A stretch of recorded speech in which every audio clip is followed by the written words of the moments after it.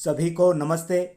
मेरे चैनल पर पहले से हैं तो बहुत बहुत धन्यवाद, और नए हैं तो चैनल को लाइक करें और सब्सक्राइब करें।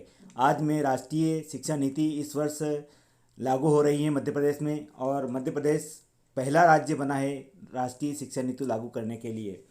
प्रदेश में अब तक 10+2 पैटर्न ने फॉलो किया जाता था। नई शिक्षा नीति में आ जाने के बाद 5+3+3+4 के पैटर्न को फॉलो अप किया जाएगा। 10वीं तक सारे सब्जेक्ट और 11वीं में स्ट्रीम तय करनी होती थी। अब नए सिस्टम में ऐसा नहीं होगा। इसमें स्कूल के आखिरी साल 4 साल तक 9वीं से 12वीं तक को लेकर समान माना गया।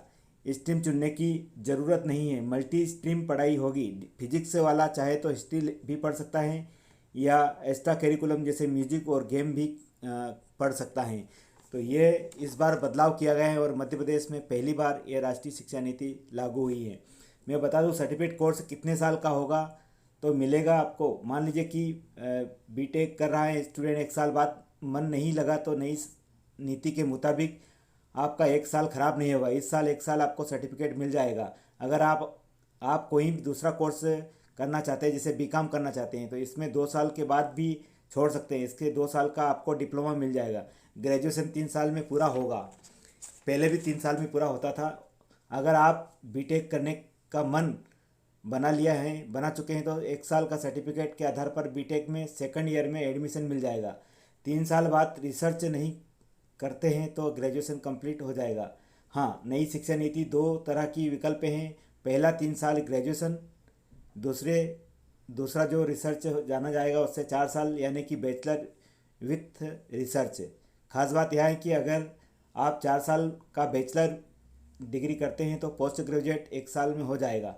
4 साल में पीएचडी हो जाएगा, एमफिल की ज़रूरत नहीं होगी। तो इस प्रकार से ये चेंज हुआ है इसमें। अब इसके बाद एडमिशन लेने के बाद क्या कॉलेज बदल सकते हैं? तो हाँ, नई नीति के अनुसार स्टूडेंट क्रेडिट ट्रांसफ़र की सुविधा होगी। एक कॉलेज से दूसरे कॉलेज में ट्रांसफ़र हो जाएगी। इसके बाद क्या आप पैटर्न में बदलेगा, रिजल्ट कैसे बनेगा? तो इसमें है परीक्षा के पैटर्न में संशोधन किया जाएगा। वार्षिक परीक्षा 2 घंटे की होगी। प्रश्नों के प्रारूप में बदलाव किया जाएगा। चॉइस बेस्ड क्रेडिट सिस्टम, मूल्यांकन अंकों पर न होकर अंतर्राष्ट्रीय मानकों के अनुरूप क्रेडिट आधारित प्रणाली से लागू होगा। किसी भी वर्ष सब्जेक्ट बदल सकते हैं। रोजगार के अवसर भी बढ़ेंगे। स्टूडेंट एक से अधिक सब्जेक्ट की पढ़ाई कर सकते हैं। साइंस का स्टूडेंट चाहे तो आर्ट्स का, वाणिज्य का विषय पढ़ाई कर सकता है।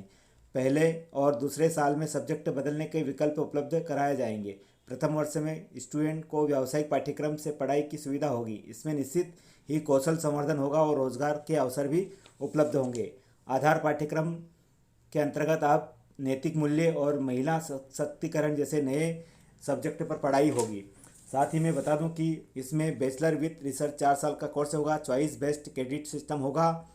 मल्टी एंट्री एग्ज़ाम सिस्टम लागू होगा। स्टूडेंट किसी भी वजह से बीच में अगर पढ़ाई छोड़ देता है तो बाद में भी उसको जारी रख सकता है। 3 साल का ग्रेजुएशन, 4 साल का बैचलर विथ रिसर्च के 2 साल, अगले 2 साल की डिग्री शुरू कर सकेगा। ग्रेजुएशन 3 साल में ही कंप्लीट हो जाएगा। रिसर्च में रुचि रखने वाले 4 साल का बैचलर विथ रिसर्च का कर सकेंगे। व्यावसायिक पाठ्यक्रम हर साल 4 क्रेडिट में होगा। प्रशिक्षण की अवधि 60 घंटे होगी। और मल्टी डिस्पेशनरी एजुकेशन क्या होगा? तो ये है कोई सिस्टम नहीं, मन चाहे जो सब्जेक्ट चुन सकता है। इस प्रकार से नई शिक्षा नीति में बहुत सारे बदलाव किए गए हैं।